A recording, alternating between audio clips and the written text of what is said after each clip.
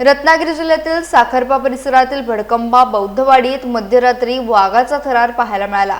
14 ऑगस्टच्या रात्री सुमारे 1 वाजता वासंती विठ्ठल कांबळे आणि प्रेमा कांबळे यांच्या घराजवळ भला मोठा वाघ आढळून आला। दोन्ही बहिणी कुक्कुटपालन करून उदरनिर्वाह करतात। मध्यरात्री खुराड्यातील आणि झाडावर बसलेल्या कोंबड्या जोरात ओरडू लागल्याने वासंती कांबळे घराबाहेर आल्या। काही वेळानं पुन्हा कोंबड्यांचा आवाज ऐकू आल्याने त्यांनी बाहेर पाहिले असता घरासमोरील गंगाई कांबळे यांच्या फणसाच्या कट्ट्यावर वाघ बसलेला दिसला। त्यांनी तातडीने घरात जाऊन दार बंद केले आणि घरातूनच मोबाईलमध्ये वाघाचे चित्रीकरण केले।